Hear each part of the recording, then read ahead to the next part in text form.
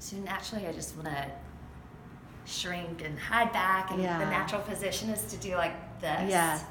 But here we are, and you're the professional. Yes. So what do you want me to do?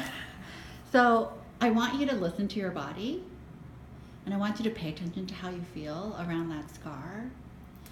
And I want you to, what do you feel like doing? Well, it's easy to talk about it and know that, like, this has given me a second chance at life, and I can talk about that.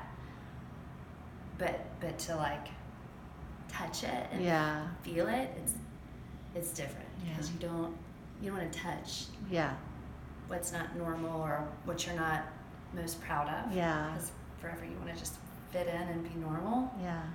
But if it weren't for this and the imperfections, I'm like quivering. So I want you to keep your hands near it, and I want you to touch the scar and just notice how that makes you feel. Shaky. My hands are shaking. Your hands are trembling. You feel exposed and raw, like just completely. Just open to the imperfections. Well, that's the thing, though, right? For us to embrace the thing that scares us, or our imperfections or our flaws, we have to be willing to feel raw about it. Yeah. Keep your hands here, and I want you to think about the scar as this.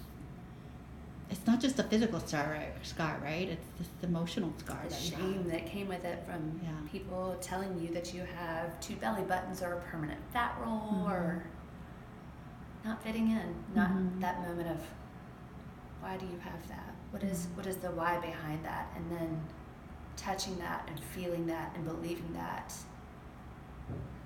That's different. I feel like you're in this in-between space of wanting to show it off, but also hiding it. Like this very, I think it's one thing for us to understand in our head that we need to embrace this, but another thing to actually do it. It takes so much courage. It takes time. It takes time. But the first step is, I think, being able to tell your story. And the second step is feeling and believing that story. And that's where time and effort and work come into play. And eventually you get to the point where you're grateful and you realize that this is my reminder that God whispered in my ear and tells me daily, because I'm stubborn. If you didn't have this on a regular basis, Ashley, you would remember that this is your purpose. And I love that how your hands right now, go back to where you were. I love how your hands in that pose is this love and heart that you want to surround that scar with. But you're trembling. Yes. I mean, I'm going to close up a little bit. Like your hands are literally shaking. They're shaking. Yeah, because it's incredibly scary and vulnerable to do that. Thank you.